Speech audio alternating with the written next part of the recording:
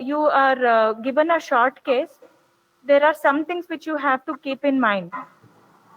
First thing is, a short case you will be allotted only 7 minutes time.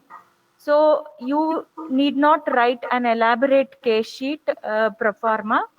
There are a few things which you have to keep in mind.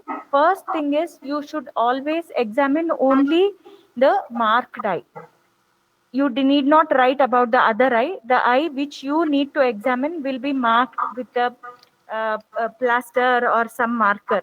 So what you have to do is, you just have to write about that particular eye. Ask the chief complaints of the patient,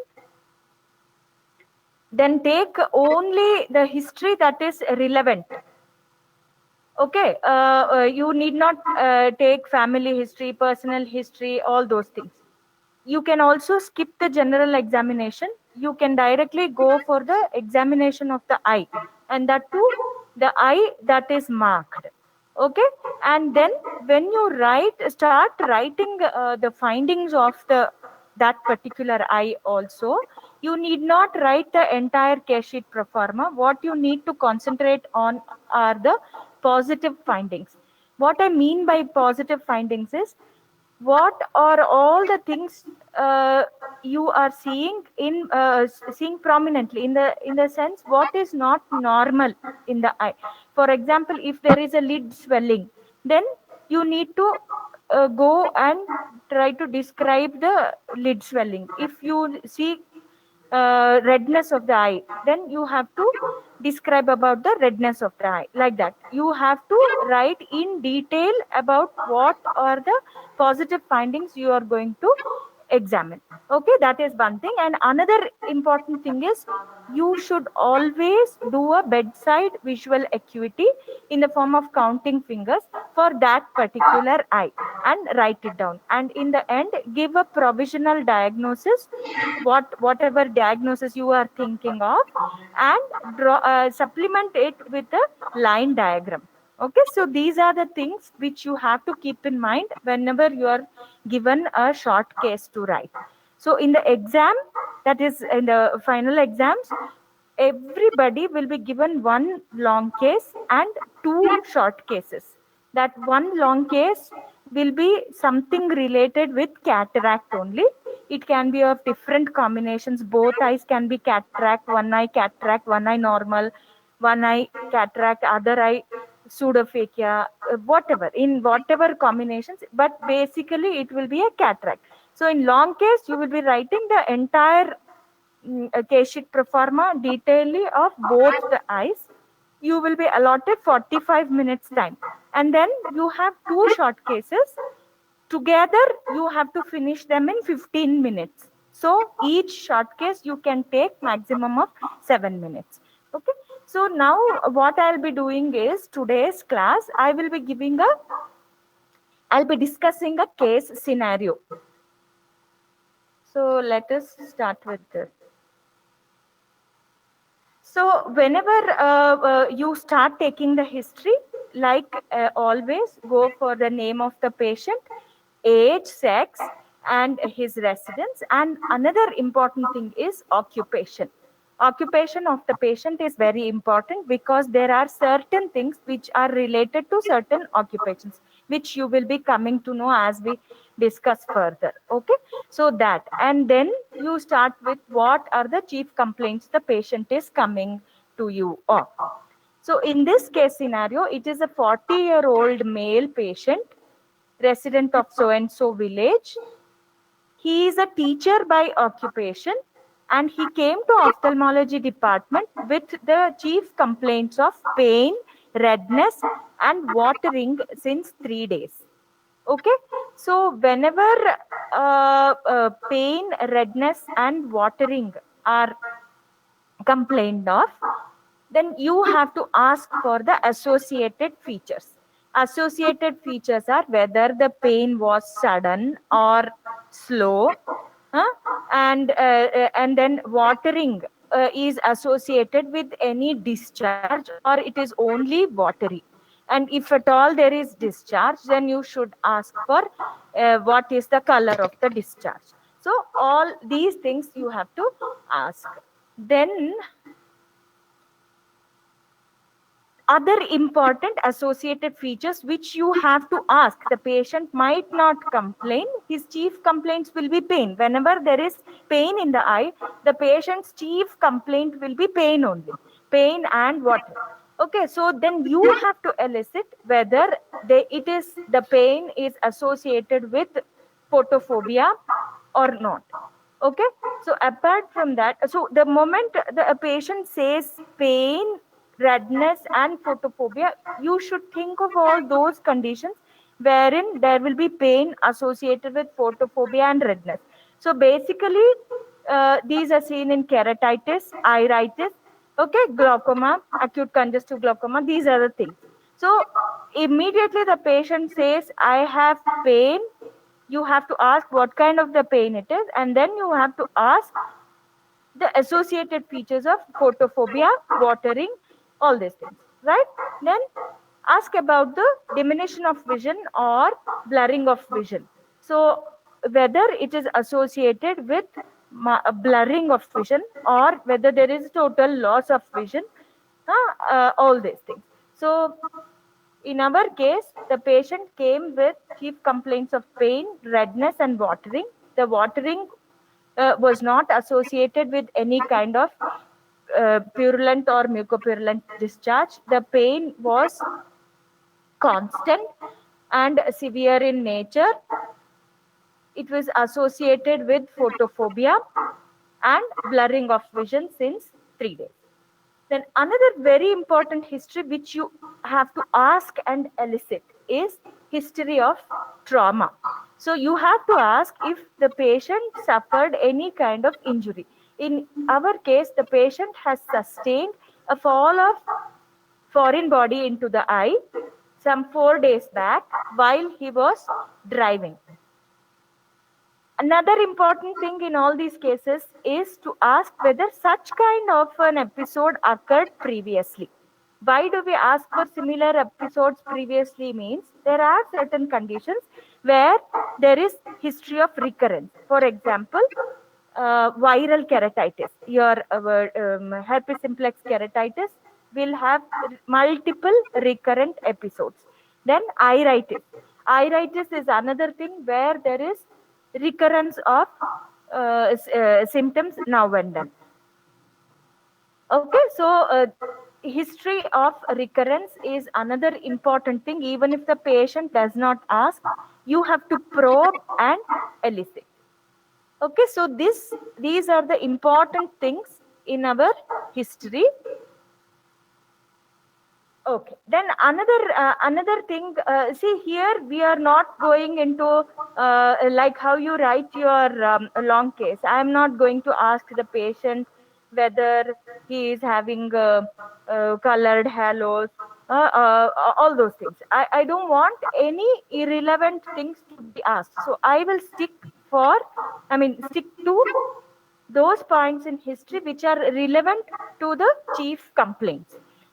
And then another important thing you have to ask is history of use of any medication into the eye in the form of eye drops or ointment.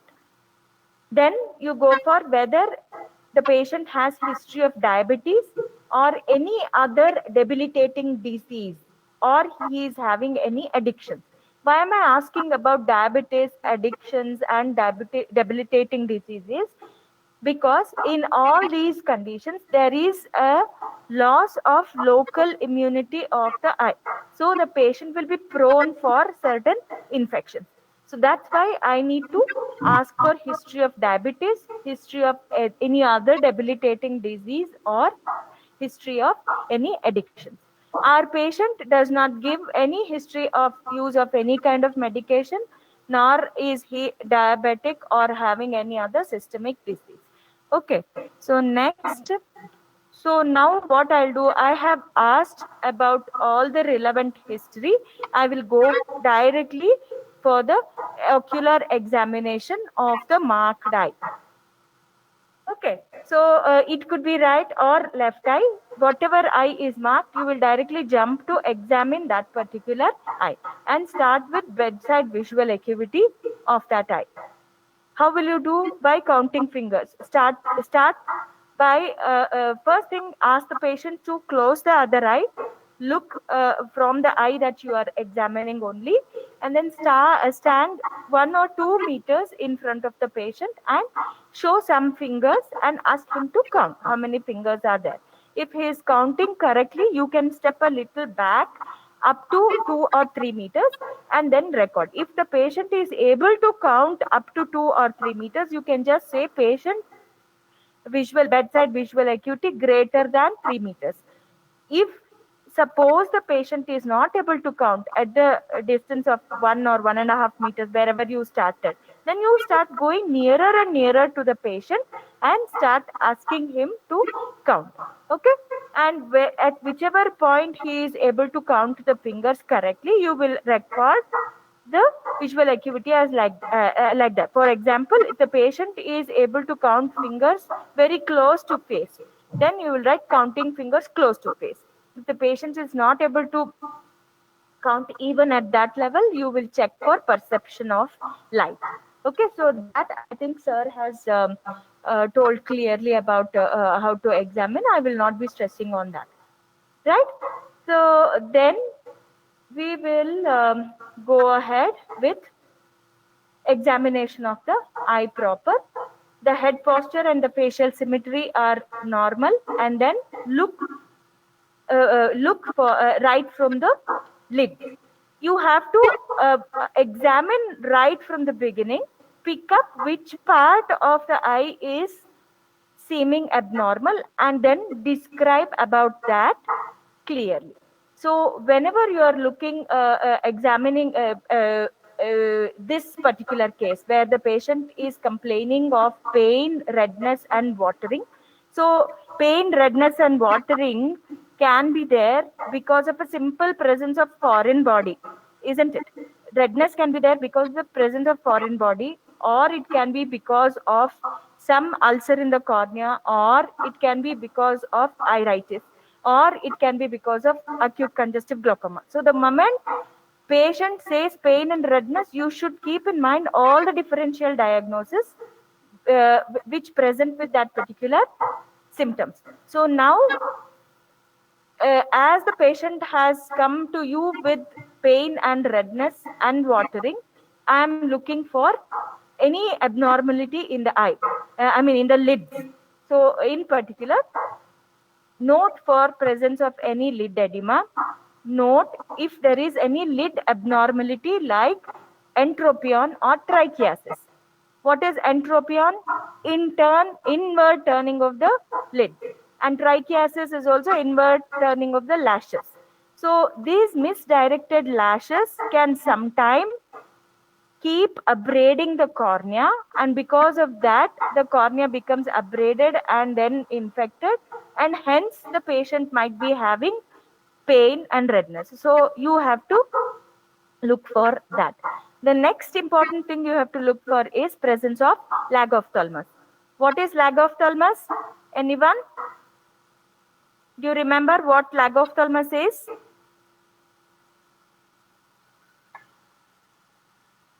Anybody?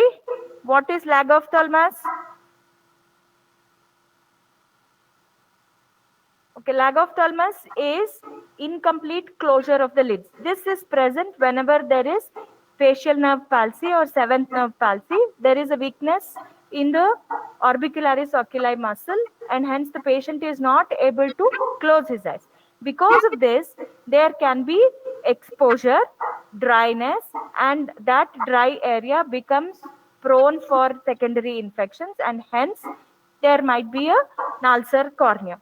So that's why you have to examine if there is any lag of thalmus or not. And the next thing you have to examine is presence of any foreign body in the lid. So these are the things, because if there is a foreign body in the lid, every time the patient blinks, the foreign body is going to irritate his conjunctiva and cornea, and hence there will be severe pain. So and also every time the lid closes, the foreign body rubs against the cornea and leads to corneal abrasion and ulceration.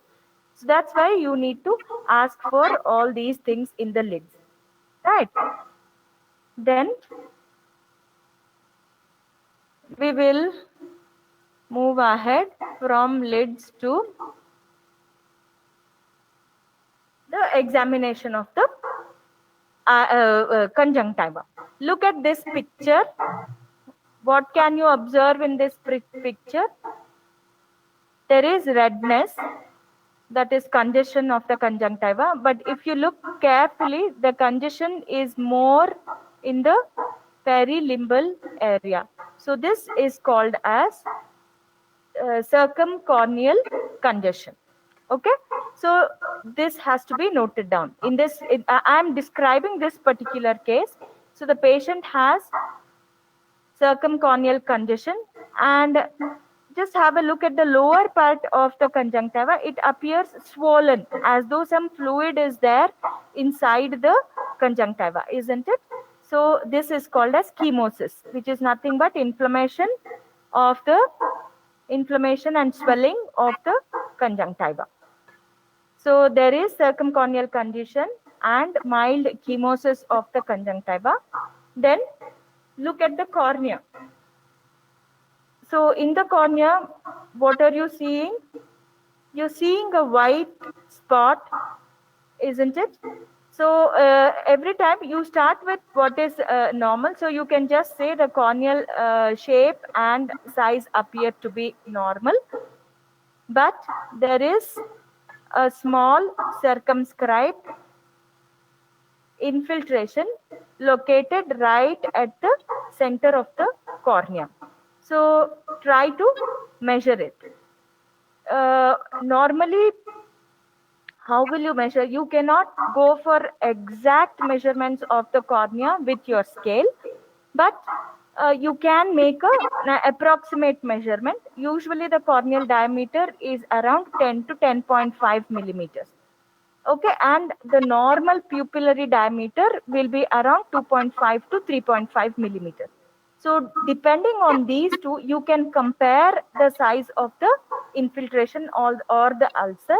In this case, it is around 1.5 into 1.5 millimeters. It is well circumscribed. It is whitish in color. So what all you have to describe of the particular lesion is the size of the lesion, the location of the lesion, and the color of the lesion. The location you will tell in relation to the pupil and in relation to the limbus. Suppose in this case, the swelling, the lesion is right in the center. But suppose there was a lesion at this particular position, then I would describe it as a lesion measuring 1 into 1 millimeters in size, located at 4 o'clock position close to the limbus. So you have to tell the location of the lesion either in relation to the limbus in case of peripheral lesions, or in relation to the pupil in case of central lesions, and mention the clock hours. Okay, so that is one thing. And the next thing you have to see is how deep is the lesion. The depth cannot be clearly assessed with the torchlight. You need a slit lamp for that. So for your level, if you just describe the size of the lesion, the color of the lesion, and the location of the lesion correctly, that would suffice. Then how about the surrounding cornea? If you see the surrounding cornea, there is some haze around this particular infiltration. So I will be writing as there is a mild surrounding corneal edema or corneal haze. And then finally, you have to check for corneal sensations. How do you check for corneal sensation? You take a small, very thin cotton wisp, ask the patient to look away, and slowly bring the cotton wisp and touch the corneal surface and see if the patient is immediately blinking. If the corneal sensations are normal, the patient will immediately blink because of your corneal reflex, isn't it? The blink reflex. So that is about your cornea. So cornea shape, in this particular case, there is CCC. The shape and the size of cornea is normal. There is a white circumscribed infiltration measuring around 1.5 into 1.5 millimeters, located right at the center of the pupil, overlying the pupil. The surrounding cornea seems slightly hazy and the corneal sensations are normal. Okay, so with this, we go on to examine the further down. This is another case which I have shown. After examining the cornea, you will examine the anterior chamber depth and anterior chamber contents.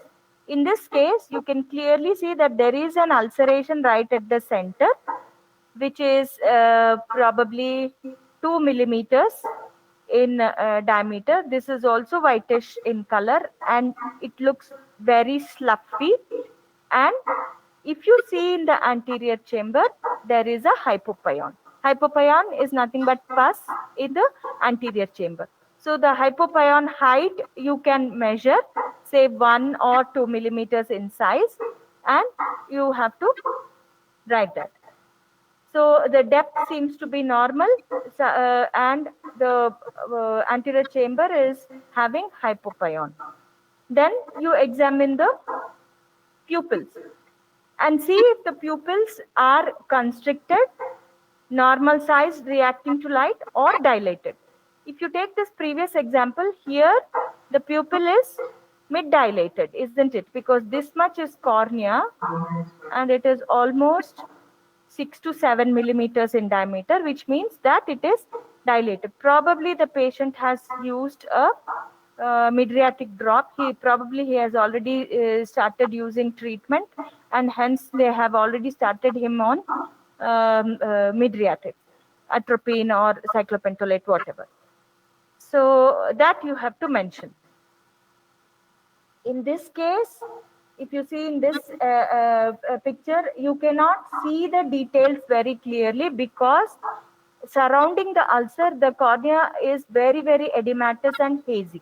So if it is like this, then you have to write other details not able to be appreciated.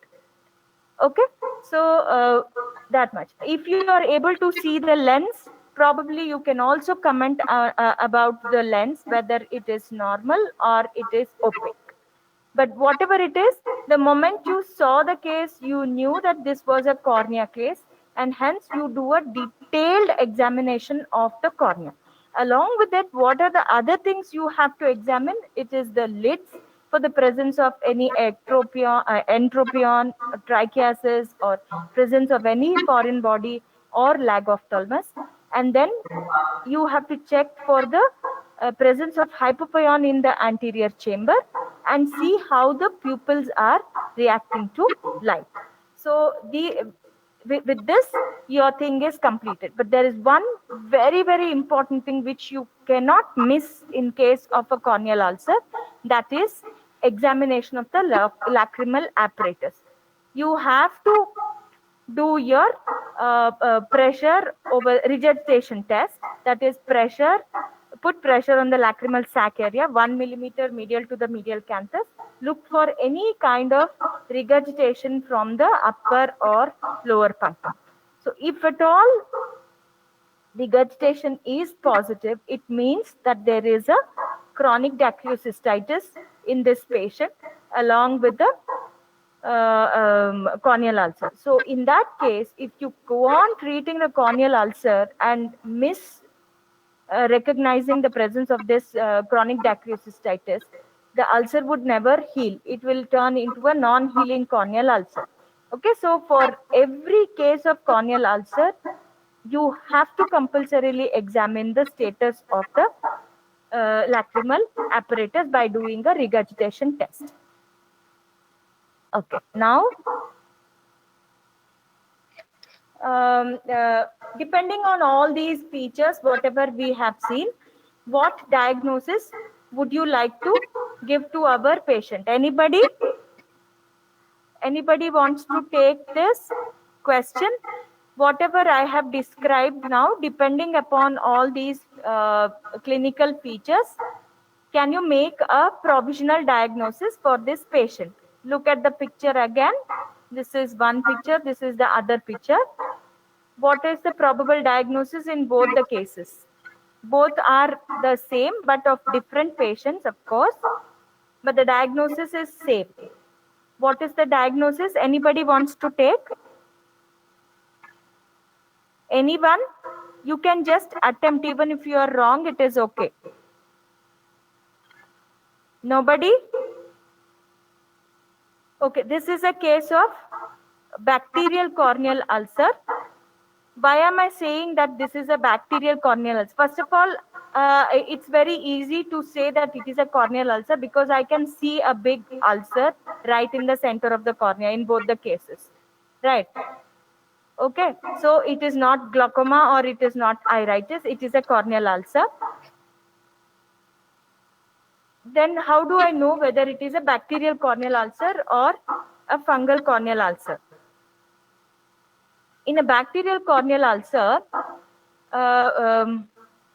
the symptoms and the signs appear immediately after the trauma. See, for any corneal ulcer to occur, there has to be a discontinuity in the epithelium. Otherwise, our cornea is very well protected and it is very resistant to any kind of infections. Only if there is a discontinuity in the epithelium, the infection from outside can penetrate into the layers of the cornea and cause inflammation and infection. Okay, so there a history of trauma is very, very important, be it bacterial or fungal corneal ulcer. But depending on the type of trauma, you will get an idea what kind of ulcer it could be. If it is a normal, some kind of dust particle or rust particle which is going to fall in the eye, then it goes more in favor of a bacterial ulcer. Whereas if the patient gives history of history of trauma with vegetative matter, then you have to keep fungal corneal ulcer in mind. That's why I said the in the beginning, occupation of the patient is important.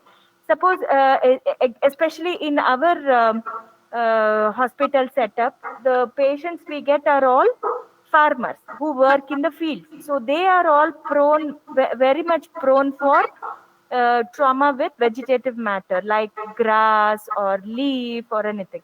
So whenever there is a trauma with vegetative matter, there is a very high chance of fungal infection occurring. Okay, and then another important difference is the symptoms. When do the symptoms start? If there has been a history of trauma yesterday or day before and the symptoms started today, that means immediately after trauma, 1 day or 2 days after trauma, if the symptoms start, then it goes more in favor of a bacterial. In case of a fungal infection, the symptoms start quite late after the trauma. Then the symptoms and the signs are of equal intensity in case of bacterial. That means if there is lot of redness, if there is lot of hypopyon and the ulcer is big, the symptoms complained by the patient is also very high. That means the symptoms and the signs both are of equal intensity, and there is considerable amount of pain, redness, and photophobia in case of bacterial ulcers.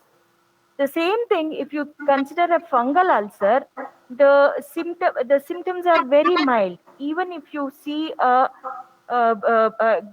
ghastly looking ulcer with say a hypopyon of 1 or 2 millimeters also, the amount of pain that is experienced by the patient in case of fungal ulcer is quite less. So in case of fungal ulcer, the symptoms are less and the signs are more. And when you examine the ulcer proper, in case of a bacterial ulcer, the margins are well defined. Now I will show you the example of a fungal ulcer. Look at these pictures here. The margins are feathery, even here. The margins in case of a fungal ulcer are feathery, whereas in case of a bacterial ulcer, it is well defined. Then, what about the look of the ulcer? The look of the ulcer is very wet and sluffy. It will be there will be some amount of discharge or slough in case of bacterial ulcers. The same thing if you see a fungal ulcer, it will be a dirty gray or dull white and dry looking ulcer with feathery margins. Look at this. You can see a very good circumcorneal condition in this example, and see the ulcer. It is starting here, located right from the pupillary margin up to the limbus, extending up to the limbus at 5 o'clock position. The ulcer is dirty white in color. It has feathery margins. It is almost 4 to 5 millimeters in size. If you take this ulcer, this is located right at the center. It has feathery margins. This is also dirty white in color. You can't see the slough. Just compare with this. There is so much of slough here. Whereas the fungal ulcers are dirty white and dry looking ulcers. Okay.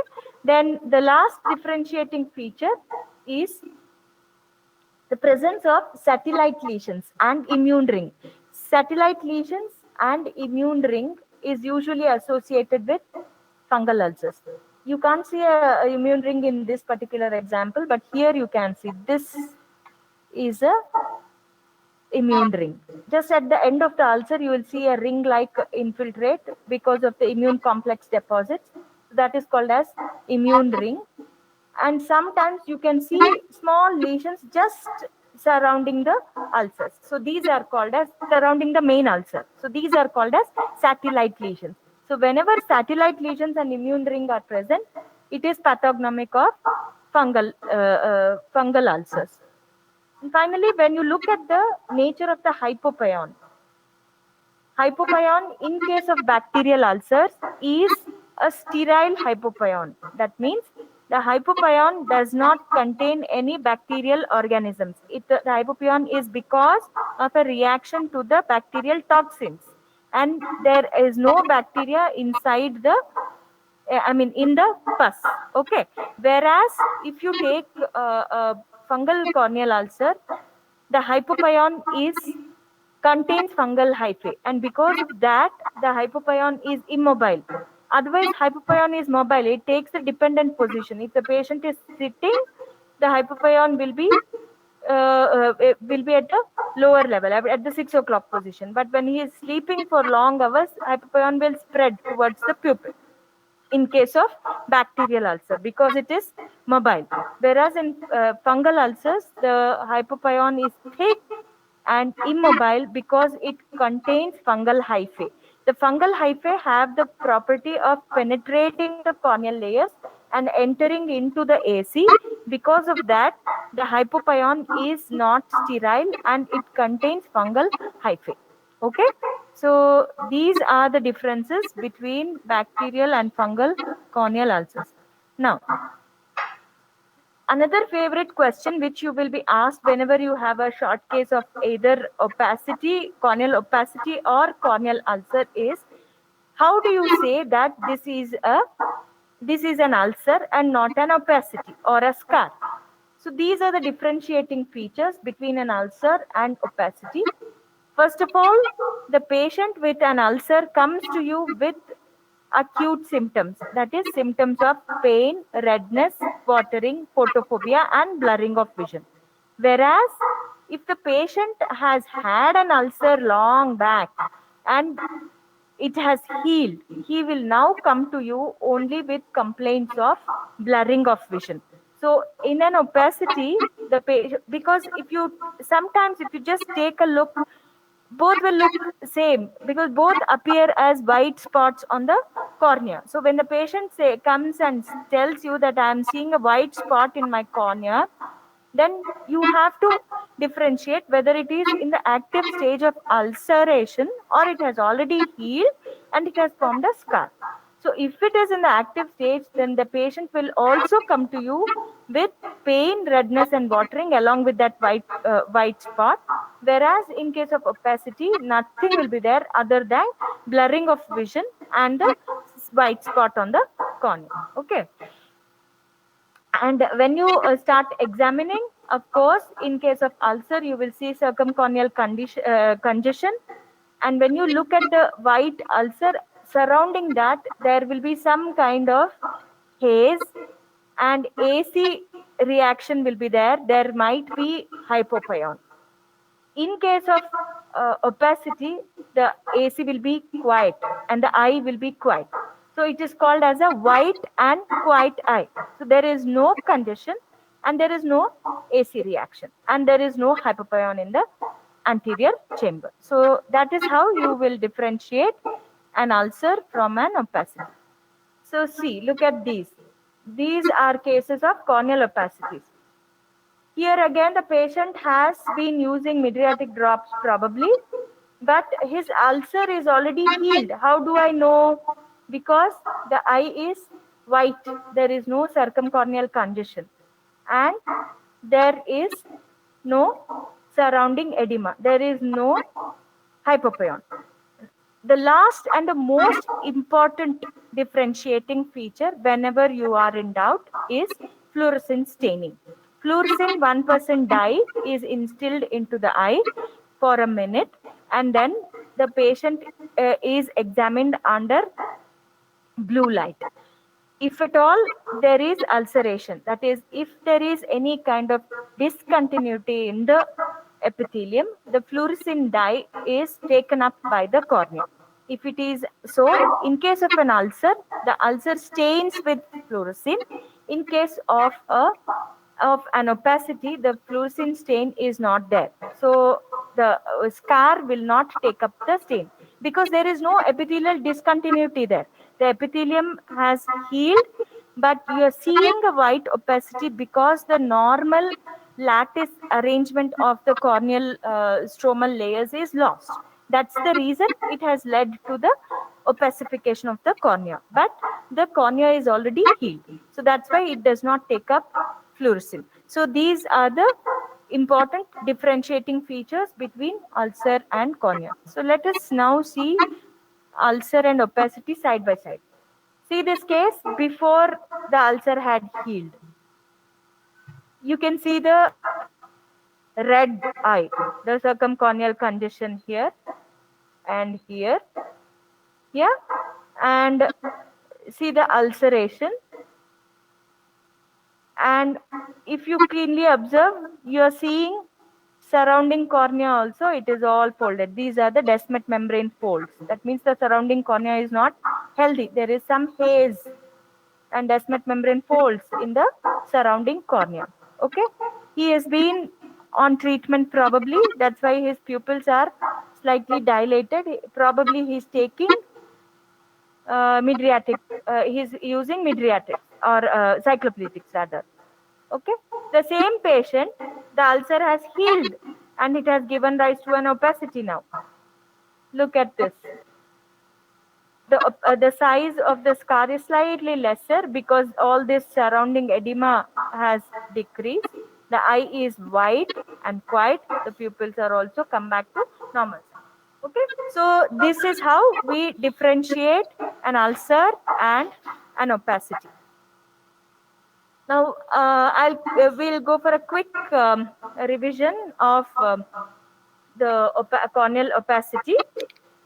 As you all know, the opacity can be graded as nebula, macula, leucoma. Okay. Then there can be an adherent leucoma or there can be a anterior staphyloma in extreme cases. We'll just see now. So, if the see, these are all the layers of the cornea. This is the epithelium, this is the Bowman's membrane, this is the stroma, and then this is the Descemet's membrane, and then this is the endothelium. So if the ulcer has involved anything below the Bowman's membrane, it will heal with the scar. Okay.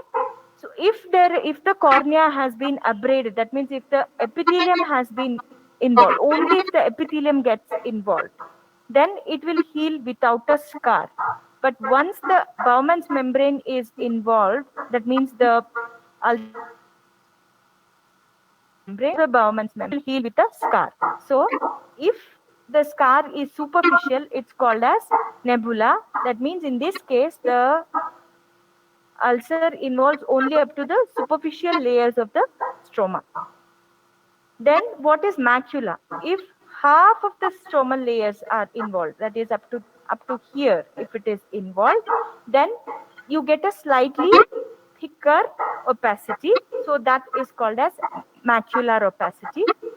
And finally, if all the layers of the cornea from the epithelium up to the endothelium is involved, then it is called as leukoma. So we have 3 grades of corneal opacity: nebula, macula, and leukoma. See, in this picture, you can see the details of the iris through the opacity, isn't it? So that is a nebular opacity. So nebular opacity allows light to pass through it, but it causes lot of scattering because of the irregular arrangement of the lamellae. That is the reason the patient has severe irregular astigmatism. So his vision will not be clear, though light is able to pass through the opacity. Then we have the next grade, that is macular opacity, which involves half of the thickness of the stroma. Then if the entire corneal layers are involved, then it is leukoma. In case of leukoma, you cannot see anything behind the opacity. That means you cannot make out the iris or pupil details in that area which is having a scar. So that is leukoma. That's how you will clinically, by your torchlight examination, you will differentiate whether the opacity that is given to you is nebula, macula, or leukoma. Right? Now, if suppose the entire layers of the when the entire layers of the cornea are involved and in the ulceration, but it heals, then it leads to formation of the leukoma. But suppose the ulcer goes for a perforation, then what happens? The moment there is a perforation in the cornea, the iris will come and attach to the area wherever there is perforation, and after that, over that, the pseudocornea will form, or the scarring will occur over that. So this kind of an opacity where the iris is coming and attaching to the leukoma is called as adherent leukoma. So how do you make out clinically whether a particular opacity that is given to you is leukoma or adherent leukoma? For example, see in this case, this is not an adherent leukoma. This is just a simple large central leukoma. Same here. This is also a simple large central leukoma. But these two are adherent leukomas. How do you make out? Just look at the pupil. The pupil is irregular because the iris is going and attaching to the back of the cornea in that particular place. So the pupil will be irregular and the AC will be irregular in depth. Everywhere else it will be normal depth, but where the pupil is coming and getting attached to the iris, the AC will be very shallow. Okay, so that is how you differentiate between an adherent leukoma and a leukoma. Then finally, if at all there has been a very large perforation, then what happens? The entire iris is prolapsed out, and over that a pseudocornea is formed. But that pseudocornea or the scar tissue is weak and it cannot withstand the normal intraocular pressure. So it starts bulging more and more forward. That is, that particular scar becomes ectatic. So that is called as an ectatic cicatrix. So if in that kind of an ectatic cicatrix there is incarceration of iris, then it is called as a staphyloma, anterior staphyloma. Just look at this picture. Here what happens is there has been a corneal perforation, a very large perforation in fact, and the iris is prolapsed out, and over that a pseudocornea will form, and this pseudocornea will not have enough strength to is not strong enough to bear the intraocular pressure. So it starts becoming more and more ectatic. Such an ectatic cicatrix or ectatic pseudocornea with plastered iris behind it or incarcerated iris behind it is called as anterior staphyloma. So this is the picture of an anterior staphyloma. Okay. So that is it. What you have to usually in your exam for the practicals, usually an ulcer will not be kept, but a leukoma or a macular opacity will be kept. But you will definitely be asked about ulcers even when you have a corneal opacity case.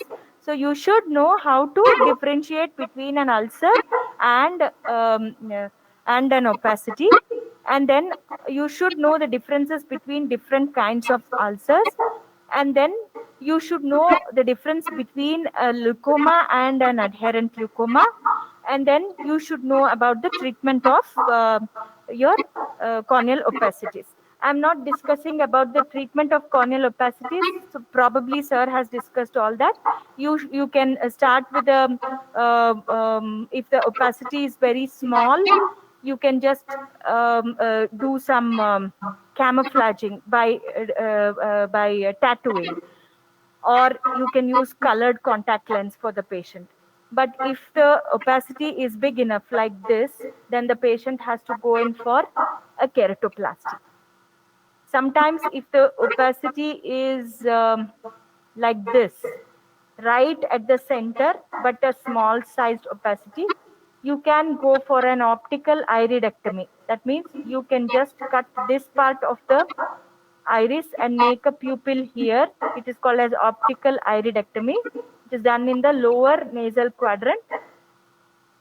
Okay, so instead of a keratoplasty, you can go for an optical iridectomy when the leukoma is small, but it is central and blocking the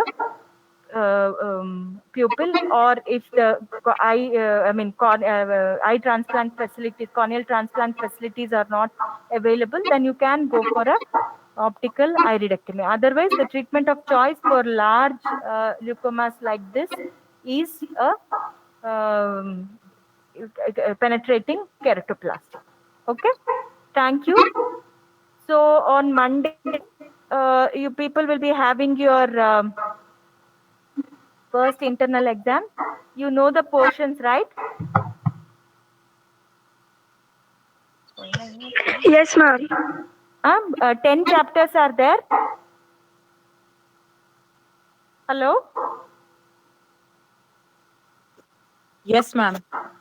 Yeah. Yes, So ma'am. all the 10 chapters, starting from anat, physio, pharmacology, conjunctiva, lids, lacrimal apparatus, cornea, community ophthalmology, lens, and refraction. Okay. Please prepare well, and we'll see you on Monday. Okay, then we'll end the meeting now.